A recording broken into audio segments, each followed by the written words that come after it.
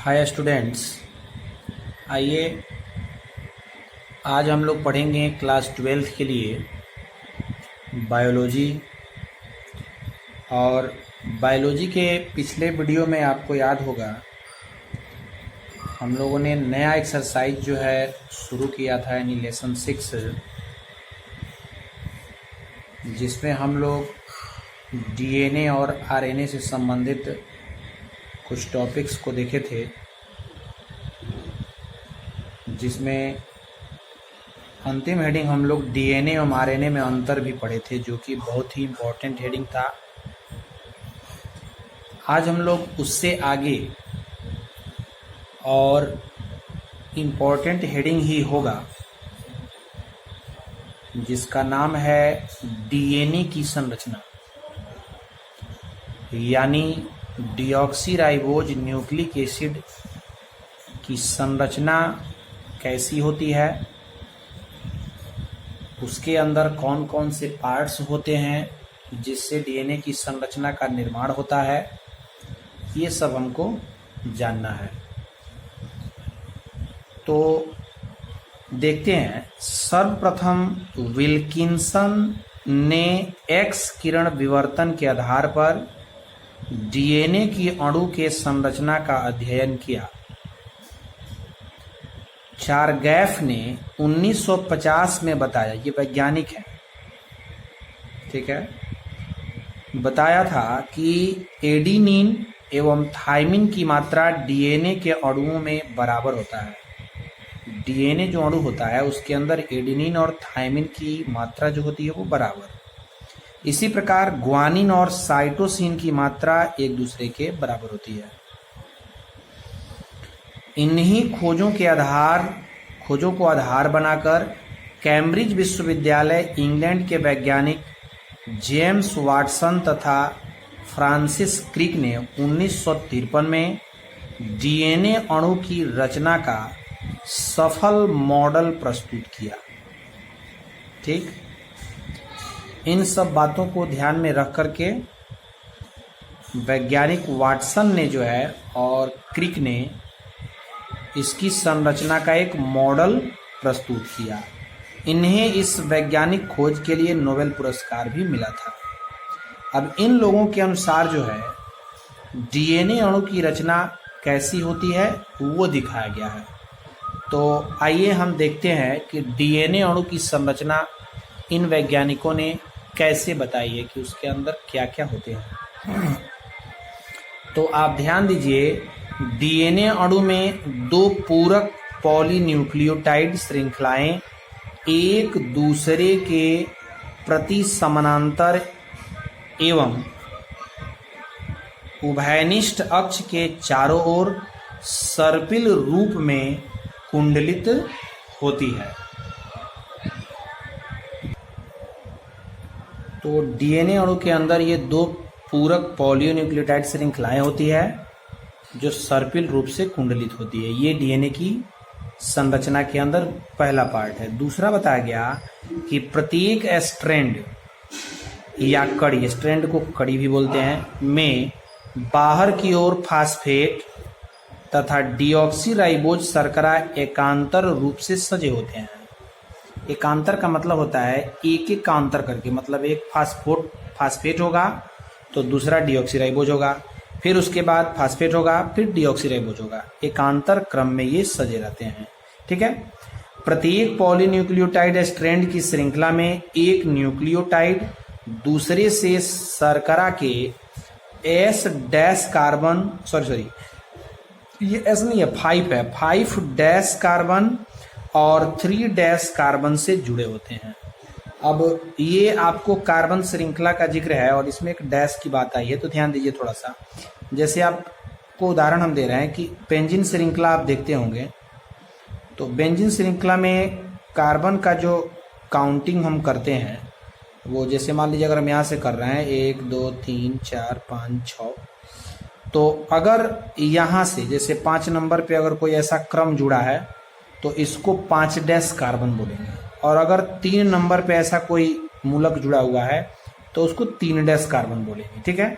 वही बात यहाँ पे बता रहा है कि प्रत्येक पॉलीन्यूक्लियोटाइड स्ट्रैंड की श्रृंखला में एक न्यूक्लियोटाइड दूसरे से शर्करा के 5' कार्बन और 3' कार्बन से जुड़े रहते हैं, यानी 3 नंबर पे और 5 नंबर कार्बन पे जुड़े रहते हैं। अगला है कि प्रत्येक स्ट्रैंड में भीतर की ओर नाइट्रोजनी बेस प्यूरिन तथा पायरिमिडीन डीऑक्सीराइबोज शर्करा के साथ जुड़े रहते हैं। प्रत्येक स्ट्रैंड में अंदर की ओर नाइट्रोजनी बेस प्यूरिन तथा पायरिमिडीन ये आपको डीऑक्सीराइबोज से जुड़ा रहेगा। अगला है कुंडलीकरण दक्षिणावर्ती यानी क्लॉकवाइज होता है। इस प्रकार के डीएनए अणु को बी डीएनए कहते हैं। आपको एक और मिलेगा जेड डीएनए, ठीक है। यहाँ बी और जेड से कोई खास मतलब नहीं है, बस नाम दिया गया है, डीएनए के प्रकार समझ लीजिए कि इसको बी डीएनए बोलेंगे, ठीक है। इसी तरह से आपको आगे बताया गया है कि इसके अंदर और कौन सी रचनाएं होती है। तो देखेंगे कि एक श्रृंखला में शर्करा के कार्बन 3' से 5' दिशा में, जबकि दूसरे में 5' से 3' दिशा में पाए जाते हैं। इस प्रकार दोनों स्ट्रैंड विपरीत दिशाओं में स्थित होते हैं। अभी आपको 5 से 3, 3 से 5 जो दिखाए कार्बन, वो इसकी आपको श्रृंखला जुड़ाव की दिशा को प्रदर्शित कर रहा है कि एक तरफ से 3 से 5 की ओर होगा तो दूसरी बार 5 से 3 की ओर होगा। अगला नंबर है कि एक कड़ी का प्यूरिन हमेशा दूसरी कड़ी के पायरिमिडीन से हाइड्रोजन बंध द्वारा जुड़ा रहता है। ऑब्जेक्टिव प्रश्न आ जाता है यहाँ से कि डीएनए के अंदर जो प्यूरिन और पायरिमिडीन होते हैं वो हाइड्रोजन बंध से जुड़े रहते हैं, ठीक है। अगला एक इंपॉर्टेंट टॉपिक इसमें भी दिया गया है कि कुंडली का एक पूर्ण घुमाव 34 एंगस्ट्रॉम, याद रखिएगा 34 एंगस्ट्रॉम, ध्यान दीजिएगा, इसको एंगस्ट्रॉम पढ़ते हैं। एक एंगस्ट्रॉम में होता है 10⁻⁻10 मीटर। एक और आप देखते होंगे एक एनएम का मतलब होता है नैनोमीटर, तो इसमें होता है 10⁻⁻9 मीटर, ठीक है। तो ये एंगस्ट्रॉम, ये बहुत सूक्ष्म दूरी होता है, 34 एंगस्ट्रॉम में पूरा होता है एवं इसमें 10 न्यूक्लियोटाइड के बीच 3.4 एंगस्ट्रॉम की दूरी रहती है। चूंकि 34 में जब आप 10 से भाग करेंगे तो एक दूसरे के बीच की दूरी 3.4 एंगस्ट्रॉम आएगी। अगला है दोनों स्ट्रैंडों के बीच की दूरी 20 एंगस्ट्रॉम होता है या डीएनए अणु का व्यास 20 एंगस्ट्रॉम होता है। अब यहाँ पे थोड़ा सा ध्यान दीजिए, 2 स्ट्रैंड होते हैं। आप डीएनए कुंडली की संरचना अगर आप देखेंगे तो उसमें आपको ऐसे 2 घूर्णन आपको दिखाई देगा, ठीक है। एक तो घुमा ही रहता है, इसके बगल से एक और रहता है। तो ये 2 घूर्णन जो दिखाई देते हैं, इसी घूर्णन की बात कर रहा है कि दोनों घूर्णन के बीच की दूरी 20 एंगस्ट्रॉम होती है। ये डीएनए के अंदर की संरचना है कि डीएनए पार्ट किस तरह से जुड़ा रहता है, ठीक है। समझ गए होंगे, इसको आप नोट्स भी कर लेंगे। आगे है, आप देखेंगे डीएनए कुंडली की पैकेजिंग कैसे होती है, डीएनए की संरचना जो व्यवस्थित हो जाता है वो कैसे एक तरह से हमारे शरीर के अंदर व्यवस्थित रहता है। तो इसको आप बुक से भी देख सकते हैं। ये उतना इम्पोर्टेंट टॉपिक नहीं है, मैं आपको कोशिश कर रहा हूँ इम्पोर्टेंट टॉपिक बताऊं, आप इस टॉपिक को देख लेंगे, ठीक है। आप नेक्स्ट टॉपिक पे जब आएंगे तो आपको इम्पोर्टेंट टॉपिक मिलेगा, जिसको पढ़ लेते हैं। कि अभी आपको हमने बताया कि बी डीएनए और जेड डीएनए होता है, तो ध्यान से देखेंगे बी डीएनए और जेड डीएनए में अंतर क्या है। तो नंबर 1 है कि दाहिने हाथ की ओर घुमाव होता है किसमें, बी डीएनए में। बी डीएनए में दाहिने हाथ की ओर घुमाव होता है और जेड डीएनए में बाएं हाथ की ओर घुमाव होता है। और दूसरा है कि प्रत्येक घुमाव में 10 बेस पेयर्स होते हैं। पेयर्स यानी जोड़ा, नाइट्रोजनी बेस आप पढ़े थे। तो बी डीएनए के अंदर प्रत्येक घुमाव में 10 होते हैं, जबकि यहाँ प्रत्येक घुमाव में 12 होते हैं। तीसरा है कि ट्विस्ट का कोण 36 डिग्री होता है। ट्विस्ट का मतलब होता है घुमाव, घूर्णन, ठीक है। तो ट्विस्ट का कोण जो है 36 डिग्री है और इसमें ट्विस्ट का कोण मात्र 30 डिग्री है जेड डीएनए में। अगला है कि प्रत्येक घुमाव की कुल दूरी 34 एंगस्ट्रॉम होती है और जेड डीएनए में प्रत्येक घुमाव की कुल दूरी 45 एंगस्ट्रॉम होती है, ठीक है। डीएनए अणु का व्यास 20 एंगस्ट्रॉम होता है बी डीएनए में जबकि जेड डीएनए में अणु का व्यास 18 एंगस्ट्रॉम होता है। अगला है कि बी डीएनए के आसपास वाली शर्करा के अणुओं की दिशा एक जैसी, दो पास के नाइट्रोजनी बेस होते हैं, एक जैसी होती है। यहाँ पर ध्यान दीजिए, बी डीएनए में आसपास वाली शर्करा के अणुओं की दिशा एक जैसी होती है, जबकि जेड डीएनए में आसपास वाली शर्करा अणुओं की जो है दिशा विपरीत होती है। अगला नंबर है कि दो पास के नाइट्रोजन बेस पेयर के बीच की दूरी 3.4 एंगस्ट्रॉम होती है, अभी उधर पढ़े थे हम लोग, और इसके अंदर जो है आपको 3.7 एंगस्ट्रॉम होती है। आपको बता दें थोड़ा सा ट्रिक कि अभी जो आप डीएनए की संरचना पढ़े हैं, तो डीएनए की संरचना को जो लिख देंगे वो बी डीएनए के अंतर्गत आता है। आप सिर्फ जेड डीएनए को याद कर लीजिए, थोड़ा सा उससे अलग है, विपरीत है, इसके कुछ मापक मान जो है वो कम ज्यादा है, इसको याद कर लीजिए। अब जो है आपको हम बताने जा रहे हैं बहुत ही इम्पोर्टेंट टॉपिक। वीडियो को आप थोड़ा सा लंबा होगा, अंत तक जरूर देखें। और आज हम फिर से इसी वीडियो में शुरू कर देते हैं बहुत ही इम्पोर्टेंट टॉपिक आरएनए। सिर्फ अब हम यहाँ पे आरएनए का विशेष व्याख्या सहित पढ़ेंगे। तो आरएनए आप जानते ही हैं, राइबो न्यूक्लिक अम्ल, ठीक है, न्यूक्लिक एसिड होता है ये, राइबो न्यूक्लिक एसिड। तो आरएनए क्या होता है, इसकी संरचना कैसी है, इसके प्रकार क्या है, इन सबको हम देखेंगे। आइए थोड़ा सा देख लेते हैं कि आरएनए की संरचना की तरह ही आरएनए की संरचना डीएनए की तरह ही होती है, लेकिन इसमें एक पॉलीन्यूक्लियोटाइड राइबो शर्करा तथा थायमिन की जगह पर यूरेसिल पाया जाता है। आपको याद होना चाहिए कि आरएनए और डीएनए में हम लोग फर्क पढ़े थे, उस फर्क में यह बात था कि यूरेसिल पाया जाता है। यह कोशिका द्रव्य एवं केंद्रिका में पाया जाता है, कोशिका द्रव्य का ये पार्ट है और केंद्रिका में रहता है। इसमें पाए जाने वाले न्यूक्लियोसाइड को राइबोसाइड भी कहते हैं। इसके अंदर न्यूक्लियोसाइड पदार्थ पाया जाता है जिसको राइबोसाइड भी कहते हैं। इसका अणुभार डीएनए से कम होता है एवं यह मुख्यतः प्रोटीन संश्लेषण में भाग लेता है। चीज ध्यान दीजिए, दोनों में थोड़ा सा आपको हम डीएनए और आरएनए में मुख्य फर्क बता देते हैं कि डीएनए के अंदर जो है, यानी डीएनए जो है वो अनुवांशिक गुणों का वाहक है, जबकि आरएनए जो है आपको प्रोटीन का संश्लेषण करता है हमारे शरीर में, ठीक है। ये मुख्य अंतर है, उसके कार्य भी हैं। तो संश्लेषण में भाग लेता है। आरएनए निम्नलिखित प्रकार के होते हैं। मुख्य बात आती है आरएनए के प्रकार।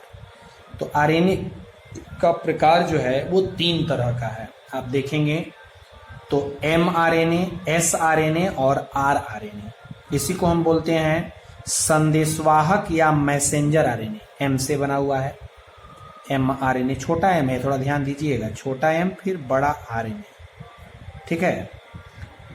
और दूसरा है स्थानांतरण या विलेय आरएनए, यानी इसको बोलते हैं sRNA। तो S से सोल्यूट होता है, सोल्यूशन से बना हुआ है, जिसको हम बोलते हैं विलेय। और तीसरा है राइबोसोमल आरएनए। तो R से राइबोसोमल होता ही है, राइबोसोम से बना है। तो ये 3 तरह के जो है आरएनए होते हैं। तीनों आरएनए के बारे में यहाँ पे हमको जानना है, देख लेते हैं, छोटे पार्ट में है। पहला है संदेशवाहक या मैसेंजर आरएनए। डीएनए, देखिए नाम से भी पता चल रहा है मैसेंजर आरएनए यानी संदेश को पहुंचाने वाला। डीएनए से संश्लेषित होने के बाद यह कोशिका द्रव्य में आकर राइबोसोम से जुड़ जाता है। चूंकि यह डीएनए की आनुवांशिक सूचनाओं को ढोता है यानी कैरी करता है, अतः इसे संदेशवाहक आरएनए कहते हैं। ध्यान दीजिएगा कि यह डीएनए की आनुवांशिक सूचना को क्या करता है, कैरी करता है, ढोता है, एक जगह से दूसरी जगह संदेश को पहुंचाता है। तो इसीलिए इसको हम संदेशवाहक आरएनए कहते हैं। कोशिका में मौजूद कुल आरएनए का यह 5 से 10% होता है। इस आरएनए का आणविक भार 5 लाख से 1 करोड़, ध्यान दीजिएगा, 5 लाख से 1 करोड़ होता है इसका आणविक भार, ठीक है। तो ये पहला था। आप इतना सा याद रखिए कि एमआरएनए हम संदेशवाहक आरएनए को कहते हैं, जो डीएनए की आनुवांशिक सूचनाओं को पहुंचाता है। दूसरा है स्थानांतरण आरएनए यानी आरआरएनए या एस आरएनए, इसको ट्रांसफर आरएनए बोलते हैं, या इसको टीआरएनए भी बोलते हैं। एक और चीज ध्यान दीजिएगा, एस आरएनए या टीआरएनए। तो इसे विलेय आरएनए भी कहते हैं यानी एस आरएनए। प्रोटीन संश्लेषण के समय यह आवश्यकता के अनुसार विभिन्न एमिनो अम्लों का कोशिका द्रव्य से राइबोसोम तक स्थानांतरण करता है। स्थानांतरण ध्यान दीजिएगा, पहुंचाने का काम यह भी करता है। तो आवश्यकता अनुसार एमिनो अम्लों को यह कोशिका द्रव्य से राइबोसोम तक पहुंचाता है। एक प्रकार का टीआरएनए केवल एक ही प्रकार का एमिनो अम्ल का स्थानांतरण कर सकता है। कोशिका में स्थित कुल आरएनए का यह 10 से 15% होता है एवं इसका आणविक भार 23,000 से 30,000 तक होता है। टीआरएनए का आणविक भार कम है। इसी तरह से आप तीसरा देखेंगे, राइबोसोमल आरएनए है, आरआरएनए। यह सबसे स्थिर प्रकृति का आरएनए है यानी अस्थायी है, जो राइबोसोम से लगा रहता है। यह कोशिका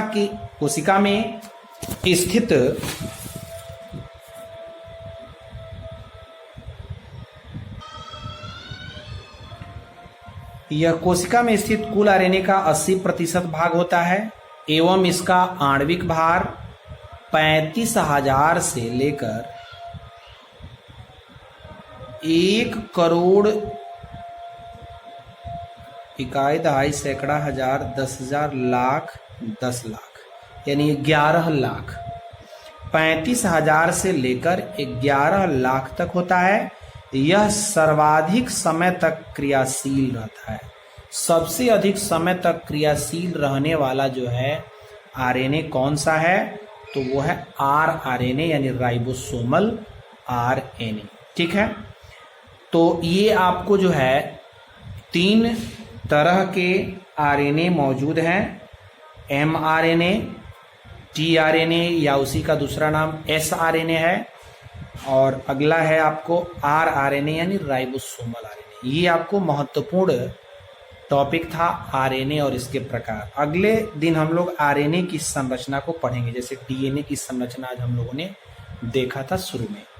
तो ये टॉपिक को, जैसे आरएनए और आरएनए के प्रकार को आप जरूर नोट कर लेंगे और इसे ध्यान में रखेंगे।